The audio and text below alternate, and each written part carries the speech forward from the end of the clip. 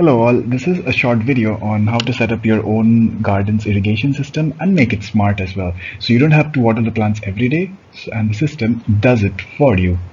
So in this video, we are going to cover the following topics. That is a drip system for the plants, then sprinklers to water your lawn, then the smart controller which is going to supervise the whole setup, and lastly a walkthrough through the whole installation. So going into the first topic, the drip system for plants. So these are basically the components which you'll come across. So you have like a main primary hose of which one end is connected to the tap, and from here you make a small hole somewhere around here, like a small screwdriver actually does the trick, and you install this pin connector in that hole, and to that you attach this feeder hose which has this emitter at the end. So basically this emitter is going to stay where your plants are. So water actually comes off from here, very small quantity. Once the installation is complete, it looks somewhat like this. So you have the primary hose running across all your plants, and from there the feeder hose emerges out and goes to each of the smaller plants or planters, whichever you have. So on the right, if you see this picture, this is how it looks like. This is the emitter which is put on the planter. So basically when the system is working, you will have water dripping off from here, just filling up this planter here.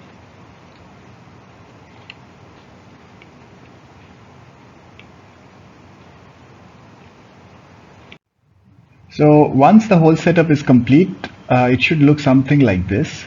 So from the tap, you have your primary hose coming out. You can install valves. I mean, it's recommended to install a valve because you can regulate the water flow through it. Like if you want more water on one side, less water on the other, you can only do it via valve. So then each of this primary hose is running across all your plants, and from there your feeder hose and the emitter actually going to each and every plant. Now if you're into computer networks, it looks somewhat like a bus topology, but you can Google it if you need. So going forward, now the question arises is, as you saw that the primary hose is actually connected to the tap, so how do we make it smart? So there's two ways to do it. Firstly, you install a ready to install Wi-Fi controller. The online stores which sell all these things will have a setup that is like a smart, like a tap. So basically you have to feed the hose through it. It looks something like this. You power it up, so you have the hose coming in here and going out from here, and then you download the app and you can control it via your phone at that point. The other option is actually to use a solenoid valve. A solenoid valve looks somewhat like this. Like it has a thread connection on either sides, which will be compatible with your normal pipe connections which you have near your tap. And this is basically a tap in simple words. So when you put electricity on these two ports, it is going to open that tap, and when you remove the electricity from these ports, it's just going to close back. So with this connection, you can actually tie it to a smart switch to make the whole system smart. And I went ahead with this installation, so we are going to see how you can attach this later on. Okay, moving on to the sprinklers which are used in this project. So it's basically two types. The first one is a very basic sprinkler like this one. So it has a long stick which you inserted into the ground, and then at this point you're going to attach the hose, and that's it. There is no customization possible. So you just let the water go in, and it's just going to rotate very slowly and water the area up to a radius of around 3 feet, no more than that.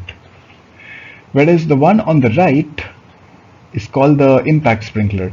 So this one you can actually customize. You can set how far the water jet is going to go, or what should be the sweep angle of this.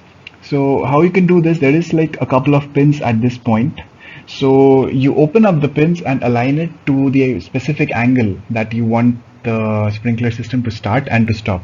So then it's just going to work in that range only. It's not going to go beyond that. The other option it has to control is there is a small screw at this point.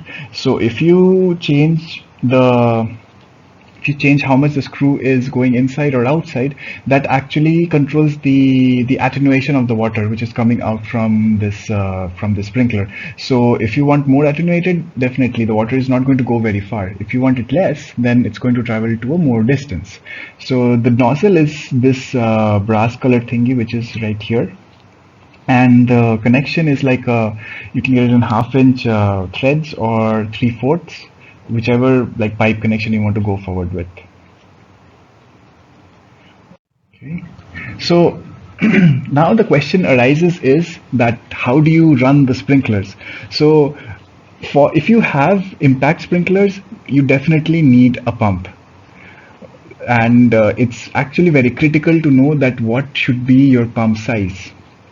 Like, do not go blindly to the store and say that I need a pump for the sprinkler and just get any power. No, because I tried to do that. I got a 1/2 horsepower monoblock pump and it failed miserably. So then I had to like do some basic calculations to see that exactly how much head do I need on my pump. So we're just going to walk through that calculation real quick. So to know the size of your pump, you need to calculate some pressure losses across the whole setup. So there's 3 headings to it. Firstly, the pressure drop at your nozzle, which is on your sprinkler. The second one is the pressure drop in your line, the pipe which is going from your pump to the sprinklers. That all will also have some friction, which is going to give you some pressure losses. And the third is if your line is running high or going up from a pillar or something, so that is additional head added to the system. So you need to consider that as well.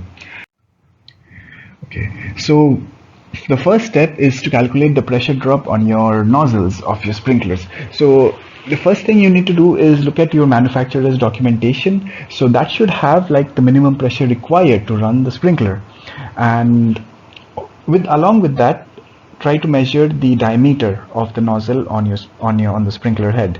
Well, this number can also be given in the documentation, but if it's not given, just take a scale and measure it.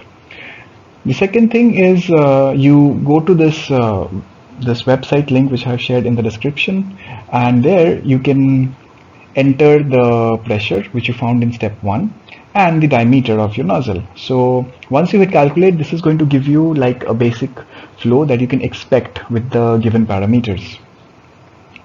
Once that is done, you multiply that flow with the number of sprinklers you are about to use in the system. So that will give you the total flow rate you need, as well as the total pressure loss you need. Like if one sprinkler is rated at 45 psi, so if you're using 3 sprinklers, so that is 135 psi. So keep reference of these two numbers, flow and pressure, from the first step. The second step is to calculate the pressure drop in the line due to friction. Well, normally this value is pretty low. So if your piping from your pump to the sprinkler is not very long, you can actually ignore this.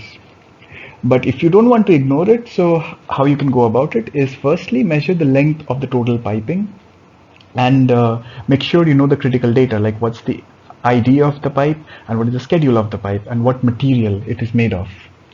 So once you have those parameters, you can apply an equation called the Darcy-Weisbach equation, which looks something like this, to calculate the total pressure drop in your line. But this is complicated. Like, it's not only this equation that you can just put the values directly in it and it will give you an answer. You have to look up the friction factor, which is again a complicated process. You need to calculate other parameters like the Reynolds number and everything. So it's better not to go into this complication. The easier step is actually to look up a pressure drop chart from a web resource, and I put a link as well on the description for this.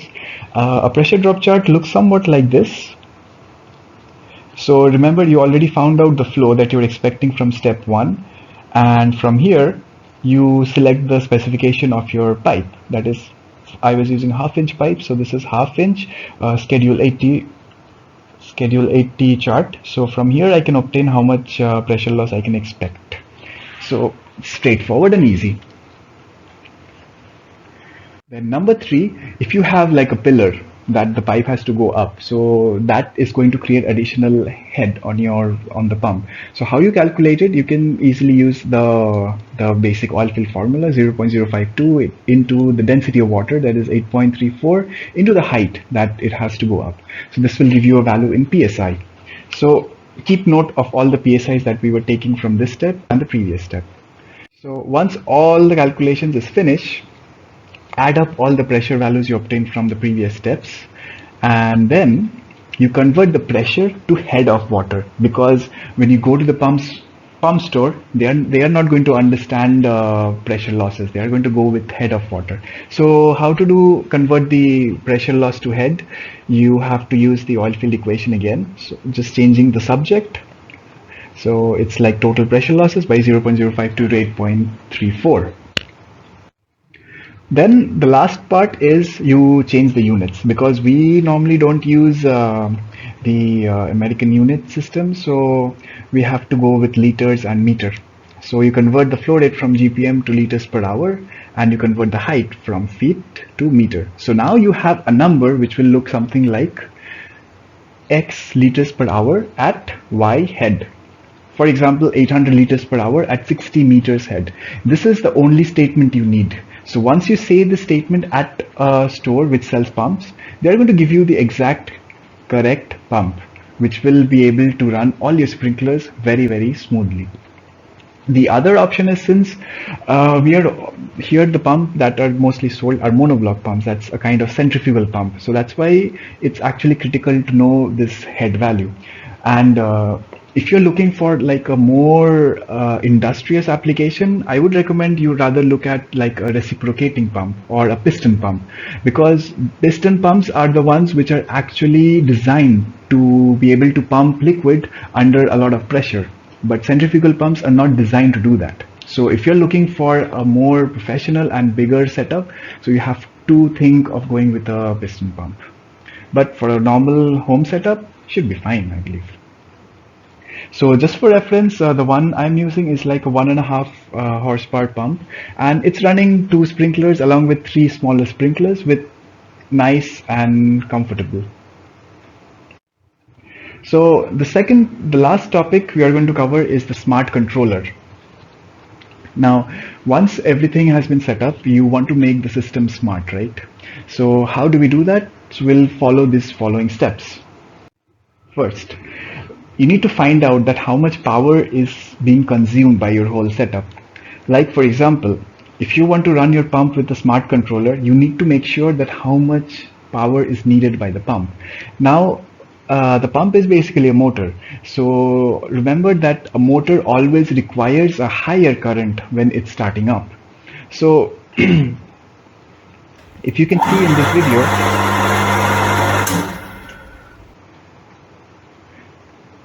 the starting current of the pump was a little bit higher. It was about 5.47 amps, whereas the running current was about 4.9 amps. So that's like a half amp more than the normal running current. And you have to size the requirement, like the power requirement is given by voltage into current. So I'm going to choose the current which was required to start up the pump. So this comes like 1258 for my pump. Now, if you go with the specifications of your smart switch, it will say that it is rated for 600 watts or 1200 watts or 2000 watts. So you need to get the correct one. Like if you use a smaller unit to run like a bigger power demanding appliance, then probably you might burn that down. And smart switches are not cheap like the normal ones. So it's better you take the proper precaution and get the correct one, which is designed for the job. The second one is selecting the manufacturer. So now you can think that you want to run the setup with Siri, or you want to run the setup with Alexa or Google Home. So by that, think about that which manufacturer caters to which smart group. Like for example, normally the Philips Hue and the Lutron, they cater to Apple's Siri ecosystem. Whereas if you choose companies like TP-Link, Wipro, Sonoff, then they are going to cater to Alexa and Google Home. Like the one I'm using is a company called Smart A5. It's an Indian company, and I've been using their switches for quite a long time, and they are pretty robust and quite reliable. And I use the same company switches for this project as well. Now the smart switch that I used for the drip system looks something like this. It installs in a modular board and it requires two gangs for the installation. So the wiring is something like this. You have like a live wire coming out and a neutral wire which is connected to your main lines, and your L1 and L2 is actually going to connect to the sockets. Now here, a big warning, like if you're not clear with how the electrical setup and all works, it's better to go with the electrician, because this will involve opening up your main power board and connecting to your actual live wires. So just a word of precaution. Now this is how it looks when you install it on the board. It has like a green indicator on the top that shows that it's connected to the Wi-Fi and it's working good, and the two blue switches here controls the socket here and here. Now on the left is the wiring shown, the red live wire which is coming out from the fuse block connected to the live port. The neutral is common between all the sockets, also connecting back to your point. And the L1 and L2 are the live wires which will connect to your sockets. So this is like the circuit diagram of how the connection has been made. You can take a snapshot if you plan to install it. But again, be very careful. It is dealing with the actual live current and wiring your mains, so you don't want to get a shock at this point. Alright, the last step is adapting your setup to Alexa and your phone via the app. So as I said, I was using the company called Smartify. So they have their own app for iOS as well as for Android. So once you connect the smart switch to electricity, it's going to try to connect to the Wi-Fi. Okay, now how we do it, you just start up this app called Smartify, and then on the top here there is an option called add a new device. So once you add the new device, it will ask for the activation code and serial number which is provided on the switch itself. So make note of that, and then once the adding is complete, it will show up on the list of devices that you have with the current setup. I have named my device as drip system, so that's why you can see it's enlisted as the same. So once you want to control the smart switch, it looks somewhat like this. So you just tap on this power icon to switch it on or switch it off, and you have other options as well, like you can schedule the run of this appliance, or you can apply a countdown or a timer, and so on and so forth. So what I really wanted to do is the drip system, I wanted it to run on its own. Like I wanted to run for 2 times a day, maybe 15 minutes each, and I just wanted to do it on its own. Nobody should intervene on it. So that's why I set up a schedule. The scheduling page looks something like this. So as you can see, at 6:15 every day of the week, it's going to switch on. And at 6:25 every day of the week, it's going to switch off. Now, this company claims that you don't really need to be connected to the internet to make the schedules run, which is actually very good, because normally all the smart switches always require you to be connected to the internet. And once your net is down, then the whole setup will go down. So next, we will see that how we can integrate it with the Alexa system.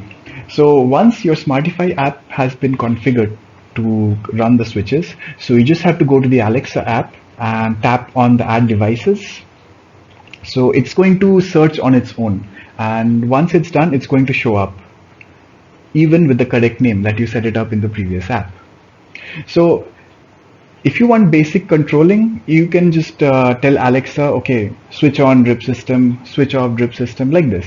But if you want to make it more cooler, say, Alexa, what are my plans? So then you have to set up a routine. So how you can set the routine, you tap on the left menu, there's an option called routines, then you add here. I already have a routine called Alexa Goodnight. So when I say Alexa Goodnight, it's going to switch off all the lights associated in that room, and just to like run a redundant task. So once you add a new routine, it is going to ask you the name of the routine. So you can just write something like watering plants. Then it asks you when this happens, like what is the trigger for this routine. So the trigger for this routine is the voice command, which goes like Alexa, water the plants. And then is add action. So what it's going to do when it hears this command?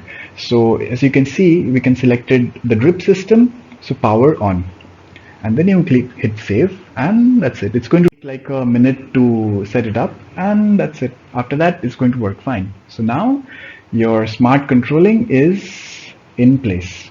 So all you have to do is either run it on schedule, or if you want to make it more cool, just say Alexa, what are my plans, and you'll see like actually it happening, which is very cool. So next we're going to go through the walkthrough of the whole setup. We're going to see the drip system first, and then we're going to move on to the sprinklers installations. Hose which is running across here. So this is the first branch point. So from one leg it's going to the other side of the driveway, and this is another leg which is going towards few plants. So basically this branching out helps you to like regulate the water flow. Like if you want one portion of your garden to have more flow, so you can just open these plastic valves more towards that side and close the other ones. So from here, this is how the main lines are running.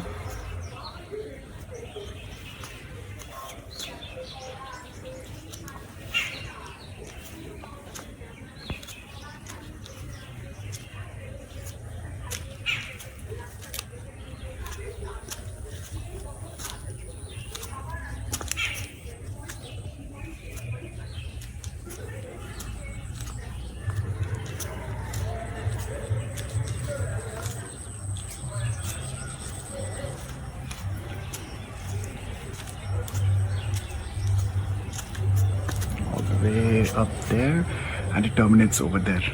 Now from each of these lines, as you can see, there is like a very small feeder hose. This is the hose which takes water down to the plants or the planters, which is on this side of the road. So it looks something like this.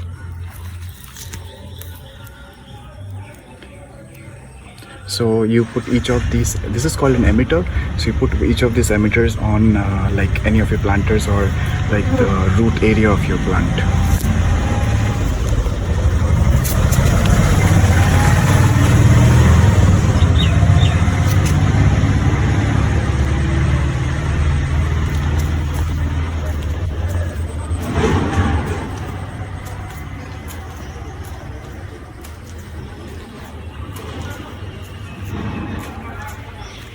Now the other side, this is another part of the hose. It's going up like this over this shade, and it comes down to the other side. So you have access to these other potted plants.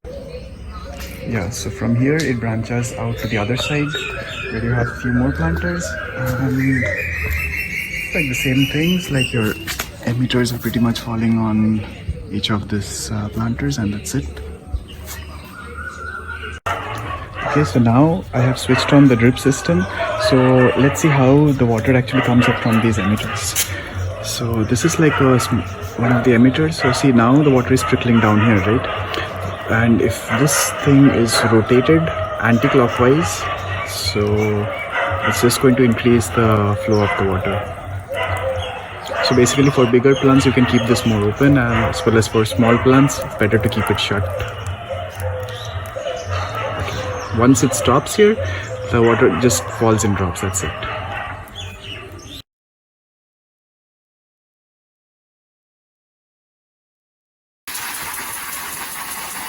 These are the sprinklers which is working right now. On the small part, this is like a smaller sprinkler which is smaller water radius, maybe like 3 feet, no more than that. But there is like valve which is available here by which the flow can be regulated.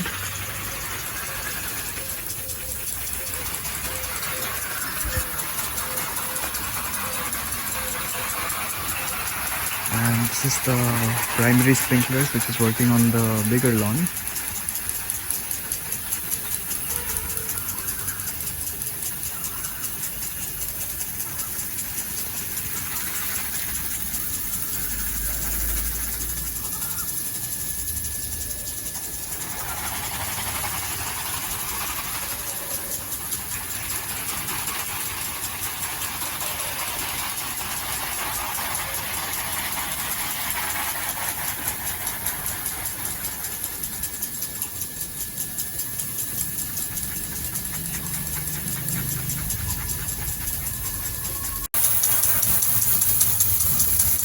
Each of the sprinkler here also has a small valve by which the intensity can be regulated.